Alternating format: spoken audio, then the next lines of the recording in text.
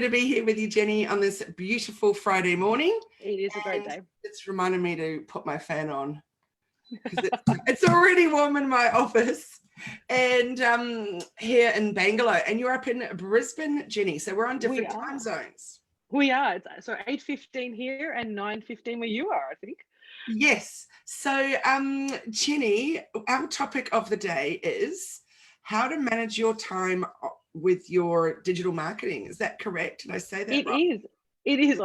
And it's such a big challenge. I think most of my clients, when we start talking about how to share their content and share their brand and share their business to the world, they're like, oh my God, how do I do all these things on social media? How do I post in 700 groups a week and do my own content and then write blogs and everything? And it just seems to overwhelm everybody. And I thought at this time of year, when we're starting to everyone's getting busy, everyone's also getting a little tired, it's a really good topic for us to talk about in terms of how we manage our time better around that. Jenny, I'm so excited to talk about this topic. And I was just talking, somebody was just joining, I was on a conversation with someone last night because they're joining the new group coaching. We're launching our second one.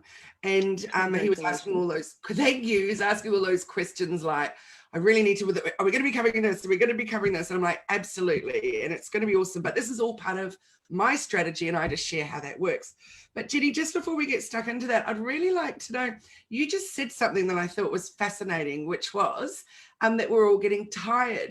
Now that's interesting because last night I finished a little earlier than I usually do, like literally only half an hour earlier. So instead of finishing at 7, I finished at 6:30. Love.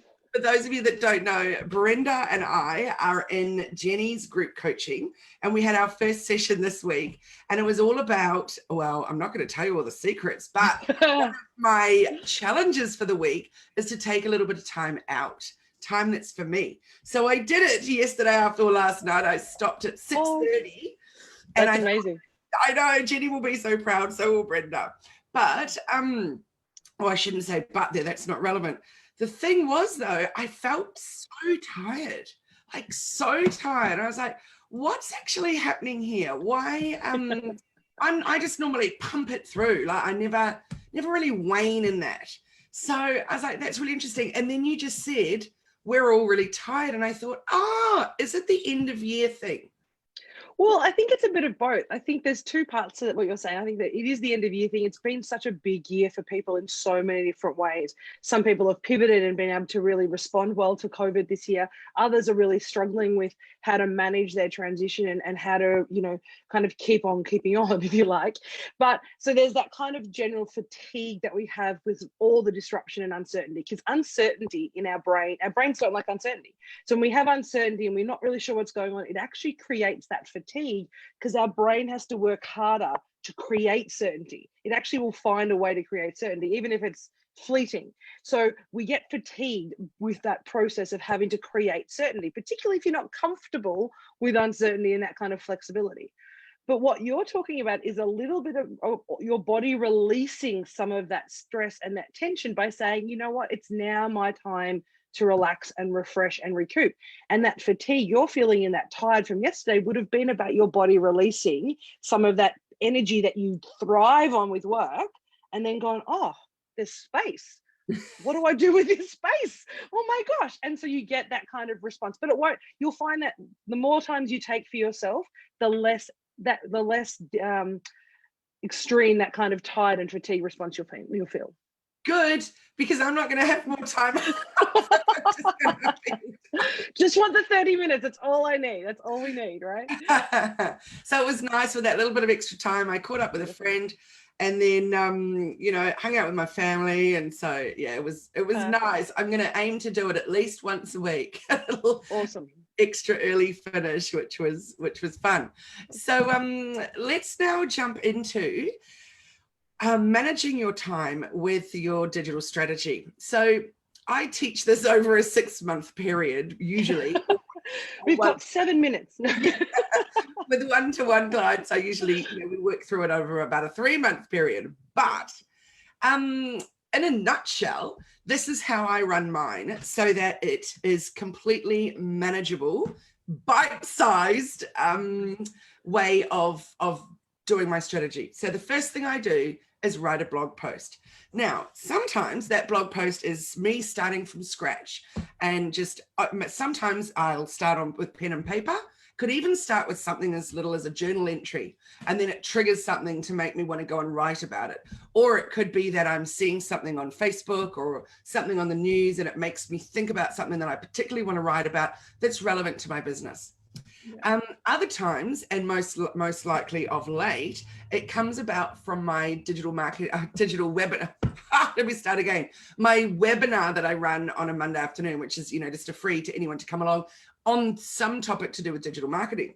So because we're choosing a different topic each week, it's a great way to go, that's the perfect topic for my blog post also. But then so let's take, for example, this Monday coming up, the topic is Facebook ads. So there's only so much you can say in a 1 hour, webinar about Facebook ads, but then I can delve a little bit deeper with my blog. So how it works in my team is that the presentation that I've created, one of my team will then take that content from that and put it into blog. And you know that I use Shopify, so they'll put it into the Shopify section of the blog section in Shopify. The graphics that I've already created that went with my webinar, they'll just be resized and tweaked a little bit to use in the blog. So then they'll let me know when it's in there, and I'll jump in and then I'll add to it and change it and, do all the things to make it mine and etc. And sometimes we'll even use Otter. So while I'm speaking the digital marketing webinar, we'll have Otter on and it will transcribe the whole thing. For those of you that don't know, Otter's a free app. Put it on your phone and transcribe whatever it is you want to say. So just stay on the blog post topic for a moment.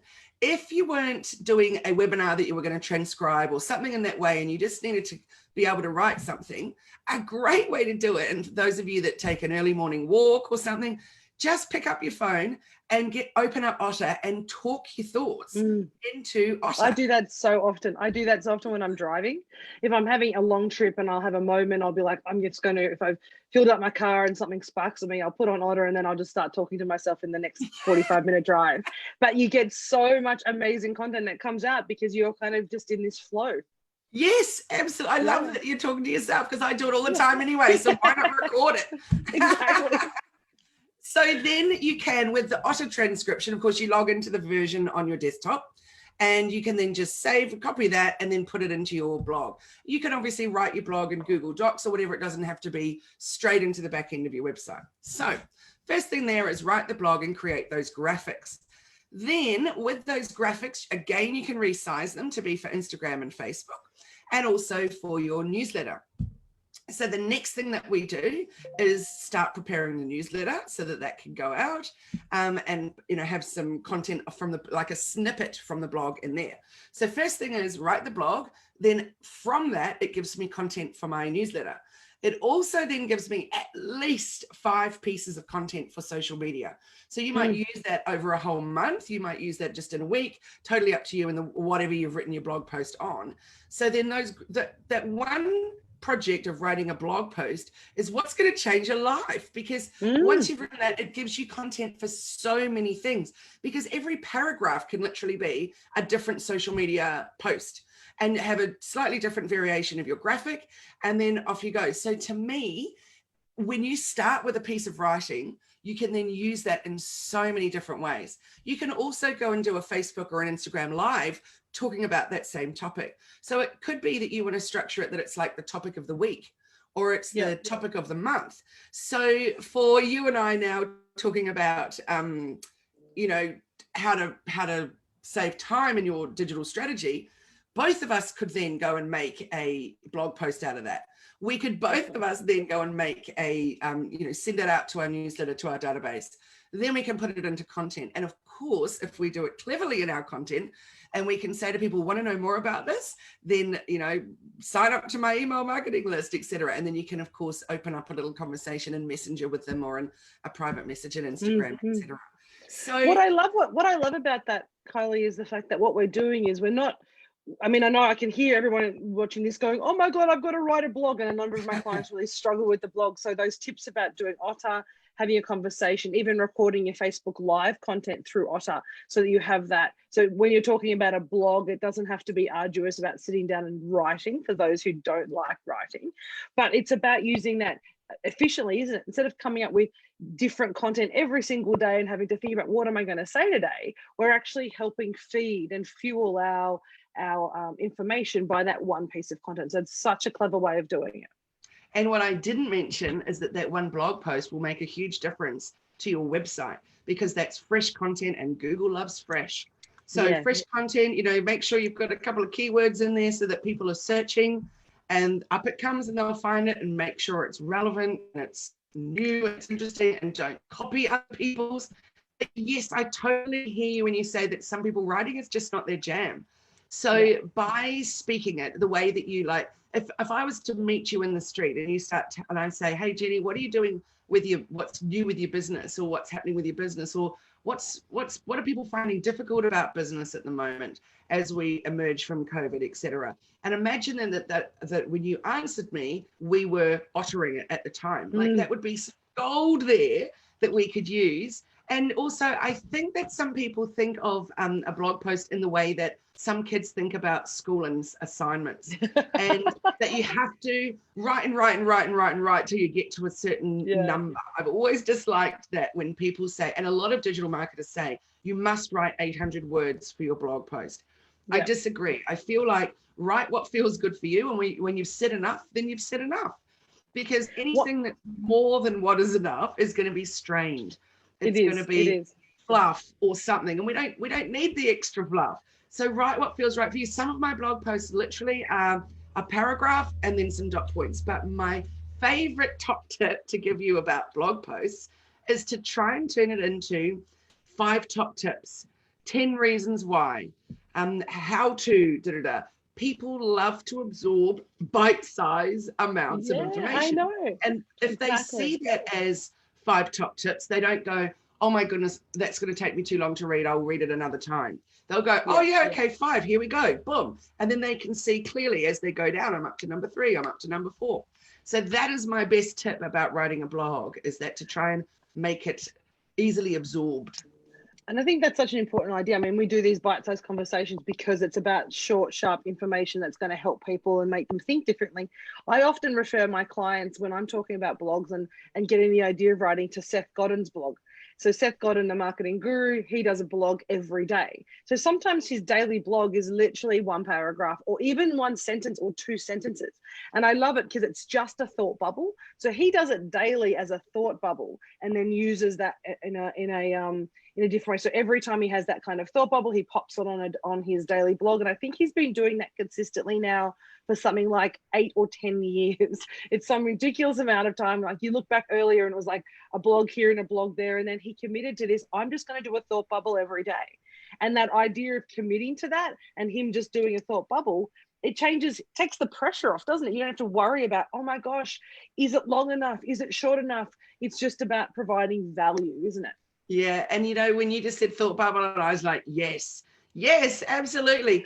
If you can think of your blog as an expanded thought bubble or starting as a thought bubble, I love it. We all have what's the stats on how many the average human has of thoughts a day? Like it's gazillions. So if one of those, you could jot it down into are you a journaler, Jenni? I am a journaler. I'm a journaler, and now with Otter, I do a lot of Otter conversations because it captures my thought bubbles. But I'm very much a journaler and a scribbler. In fact, I'm sitting here today talking, and I still have my journal in front of me and making notes as we're talking, even though that this information is like, it's stuff we talk about all the time. But I know there's a gem every time we talk, so I always have a pen and paper with me. That's great. So for those people that are journalers, I think then your journal is full of a gazillion ideas for blog posts. So for me, my blog post is very much digital marketing based, but there's no reason that I suddenly can't write a blog post about the end of year fatigue, like we've just discussed now, because it's not necessarily directly digital marketing related, but it's a flow on from digital marketing. We're all feeling at times overwhelmed about doing all the things. So yeah, I think that find the ways that you can, that I'm gonna really work with that thought bubble thought. Find the ways that you can jot down your thought bubbles and you can turn those into blog posts. Yeah. And you know what? Sometimes I'm on a roll and I might write 3 blog posts, but I don't publish them. Like they're sitting there written in the background, and then I'm going to go back later on and do a bit of editing on them, etc. And also blog posts are a great way to get your external and internal links happening too. So, you know, this blog post today that could be about, you know, our conversation today, we could then, in the blog post, I would link that out to Jenni's website. She will have at some point done something on her website about bite-sized conversations, so she'll be linking to me. So that's magic for the Google gods as well. So yeah, the more that we can do and grabbing onto all these little moments where we can be found and seen, etc., the better. And I do like what you're talking about. And I know you're talking about Canva when you're talking about resizing, because so many people think, again, we have to create everything from scratch. And I know before I discovered Canva, I was doing that, you know, creating a different post for every different platform until Canva has the magic resize button and everything can be resized to whatever format that you use. And so that simple act of just resizing and repurposing your existing content makes it so much easier to manage the overwhelm that some people feel when they're looking at social media or even considering social media. So my question to you, and I know this is something that people watching probably are thinking about, is how many pieces of content should we put on social media if we're just starting and we're freaking out about social media and content? What's like the minimum number we should start posting every week on social media? I would definitely be aiming for 3. Definitely 3. Most of my new clients, and when they go from very little because they're too overwhelmed and don't even know what to post, then we aim for 3. So I'll give you an example with one of my new clients, that what we've done is that she's a food distributor. And so we're not even talking about her at the moment because that doesn't feel right just yet. So what we're doing is we're talking one day, we're talking about one of her suppliers. So like almost like a shout out for them. One day there's like a shout out for one of her customers. And then the other day is a shout out about where we live, because she's a, you know, wants to talk about, because a lot of the food is local. So talking about the beauty of the area, etc. So it takes the heat off yourself and you're doing great things to get out there and be noticed. And it's all just beginning stages, but it felt like that was manageable. So 3 posts a week. So one of each of those topics, and then 3 stories a week on one of each of those topics. So it's also not reinventing anything. That's not 6 posts really, because it's the same topics.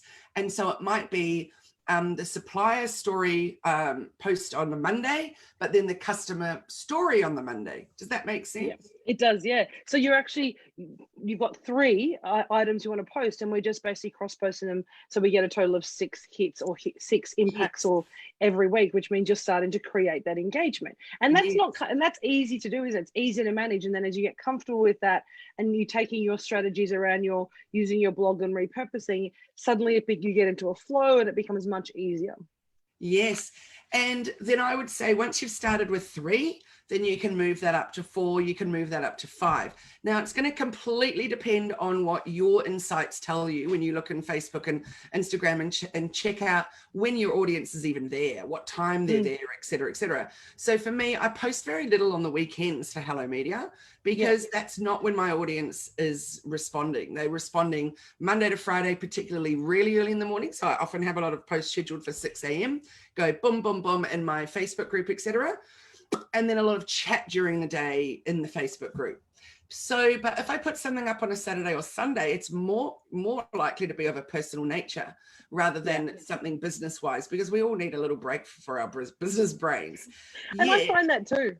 Yeah, so with my meetup group, Positive Passionate Women in Business, I could do a lot more posting on the weekends, because there's a lot more going on with the women there than it would be, say, for my business. So it very much depends on what type of business. Like imagine if you're a restaurant, you'd be wanting to post in the weekend, you know, particularly like on a Saturday morning, and be putting it out there and saying, hey, get your friends together, come in tonight, eat in, you know, here's a free offer of garlic bread if you say you saw this post, for example. And it goes back to that finding ways to manage your time, isn't it? So even saying that conversation around when should you post, it's about maximizing your impact. So if you do have a little bit of time and you are worried about the overwhelm and how do I manage all this, you say, well, let's do it the biggest bang for our buck. So if it's Wednesday to Thursday, or so Wednesday to Friday or Wednesday to Saturday, we'll post then. And then nothing, you don't have to post on a Sunday, Monday. And I love that message, because so many people feel they need to do every day, multiple groups every single day. And it does create challenges and that overwhelm piece, particularly when you're new to it. And even as you start to get busy, I know I've been doing that for many months, but even I'm finding that now that I'm pulling back a little bit, because I'm changing my business, I'm changing what I'm doing, I'm launching some new programs, that I want to actually start really being considered about when I post and what I'm posting. So you can change that as you go through. You're not fixed in once you decide. Yes, absolutely. And you don't want to post at 10 o'clock at night if that is only like, if you go, okay, well, so now I've got some downtime, so I'll do my post now. But if none of your audience is on, then There's it no will point. be really a waste of your own time doing it then. Yeah. And then people will say, well, now I've got to do Facebook ads because no one's seeing my posts. It's like, actually, you can really work your organic posts well. Organic meaning where you don't spend anything on your post. You've just got to know when to post and what type of captions to put out there so that people will actually respond. Stop the scroll and get chatting with you. So, and that caption piece is something that I've, you and I talk about captions and content so much, because it's one of the things that I love to do. In fact, that's why I've been talking to some people about designing a new program called the Content Collective, where we just talk about content, nothing but content, coaching on content. But that idea of how you find that content and that inspiration of the blog to be able to get that, making sure your captions are right.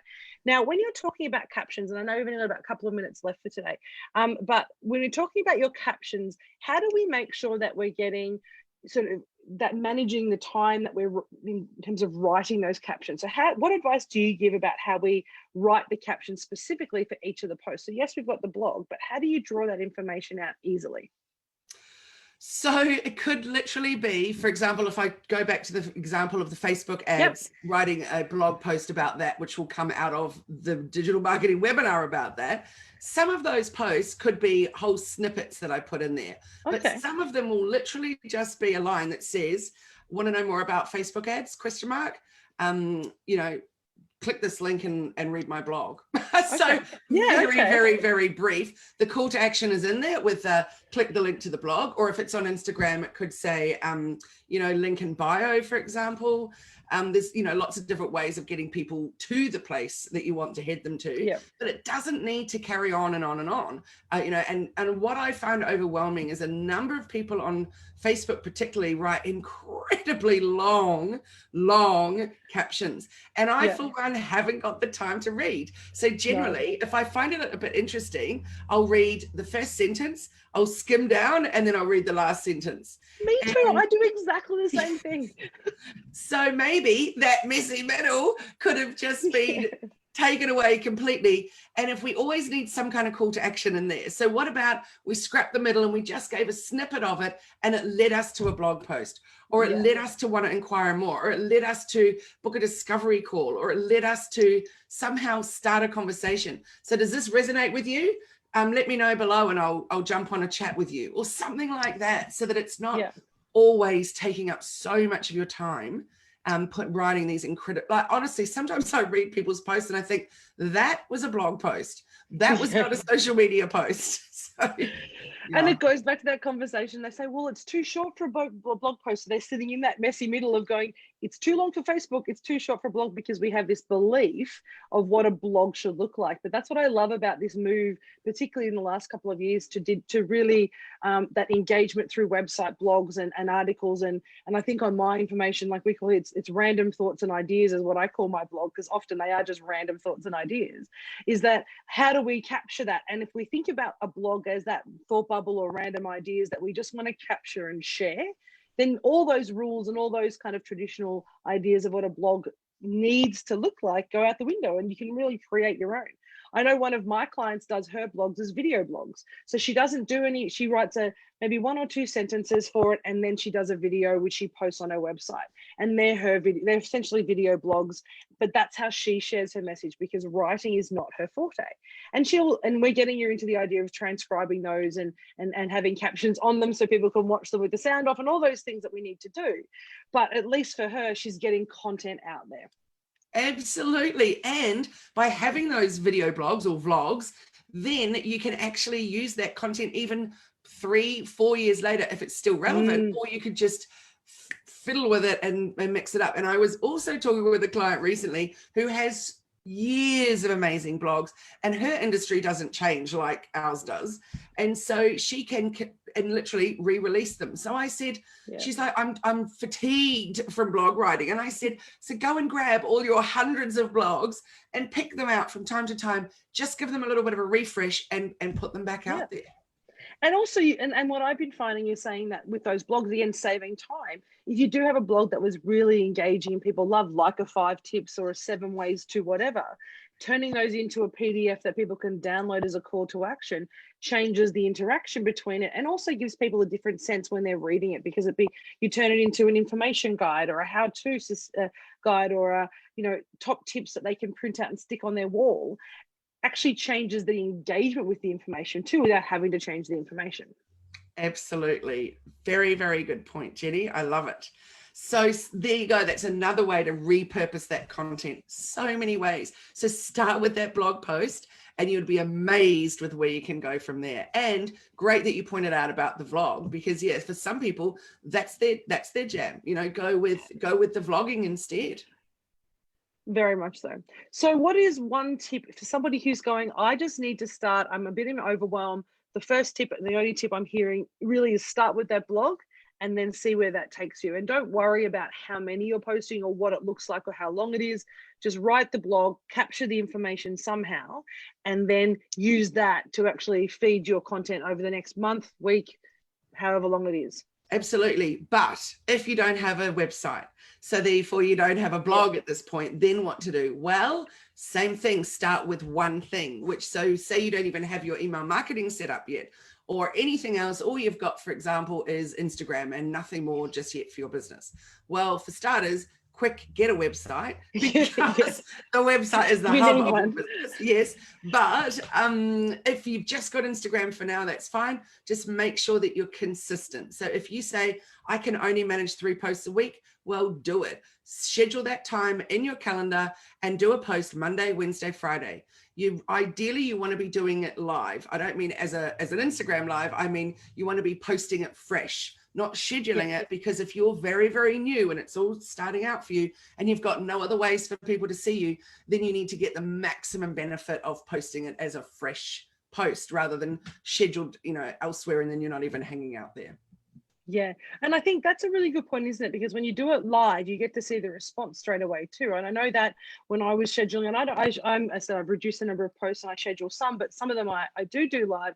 And when I do get an instant response, you do get that endorphin hit. It makes you want to do it a little bit more. And you're like, oh, I'm enjoying this. And you get to have that engagement with people, which is what social media is about. It's about creating a media platform for you. And I was talking about this to someone recently, is that we often forget that social media is a form of media. It's essentially our public relations version, and it's our own personal tool for public relations. But we forget that it's media. Yes, it's social and community. We want to build connection and trust and all those other things. But essentially, we are curating the copy and the information we want people to see so they can actually lean in and learn more about us. Yes, absolutely. Absolutely. Yeah. Get social, get into your media. Exactly right. Just do it. And just, I mean, it's just starting, isn't it? So if you haven't written a blog for a while, and I'm thinking back, I don't think I've actually posted a blog. I've got lots of content, but I haven't actually posted a blog. I might have to do that today. So getting on board and getting that blog, just starting that little piece today or even tomorrow, sitting down, was actually going to give you the opportunity to rethink about how you approach the overwhelm of social media. Yes, Jenni, beautiful. And my final tip is set your time limit for that writing. Yes. Because it could end up taking you a whole day or more, and you don't want that to happen. So give yourself, say, 30 minutes or 60 minutes and just get into it and make it happen. And I know I've got comments coming through saying that people have written lots of content and never posted it. Now is the time to post it, particularly as we come towards the end of the year. People are looking for something new and fresh. They're looking for something different from you. They're wondering what's happening over Christmas. A lot of business start shutting down, a lot of business or start quieting down, particularly if you're manufacturing, you might close down over a couple of months. If you're in retail, you're always on, but people are looking for fresh content. We've got a little bit more time now as a reader and as a potential customer to look through Facebook and to spend that time thinking about how we can engage with you, particularly if you're a product business. Now is the time you want to be seen, because now it's coming up to Christmas. Absolutely. So there's that little saying that done is better than perfect. Yes. And I'm definitely a recovering perfectionist, and I really have to work hard at not spending forever trying to perfect a piece. So exactly. Make sure that you just start getting it out there. Yeah. Yeah, 100%. So Kylie, where can people work with you? The one-on-one or in a group coaching capacity, or sign up to we've got a masterclass coming up on lead magnets, and that's very exciting one day. So you can find me at hellomedia.team is the website. And what about you, Jenni? How do people find you? So at Elephant in the Room AU on Facebook and Insta, if you go, they're the best places to find me, and they can take you to all the other platforms that we have, but we like to be consistent. So Elephant in the Room AU, and we do some group coaching, and we are starting a new group coaching program called the Content Collective. It's the working title at the moment. And we're looking to actually help people write their content and really get their message out and get clarity around their message, because I find a lot of our clients, like you do, are really unsure about how to describe what they do or who they are, or really talk to their clients. So we're going to start working on helping people create that content and really lean into their own passion, so we can share that through the written format. Awesome. Well, it's been fun. I always enjoy these Friday mornings, Jenni. So next week, do you have a topic that we're going to... I do have the topic for next week, and I just need to open up. So the topic for next week is, and it's one that I've asked Kylie to talk about because I think it's really, really important, is email marketing still relevant? I know you did a workshop on it recently, and you've done a couple of topics on your Monday afternoons, but I really want to discuss that idea of, is email marketing relevant? I've just been to a conference last week, and I'm getting bombarded by emails and email sales when I've not even built trust with these people. So I want to talk about, is it relevant? And if it is, how do we maximize that value? Awesome. I really look forward to talking with you about that. And me too. You have an awesome day.